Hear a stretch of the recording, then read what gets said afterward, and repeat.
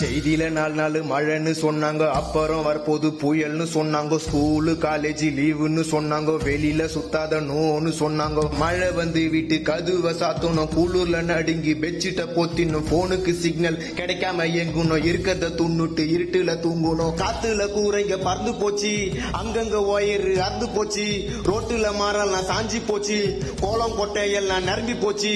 மழையில சுத்துனா ஜொரத்துல தள்ளும், ஏரிங்க அறந்து ரோடெல்லாம் வெள்ளம்.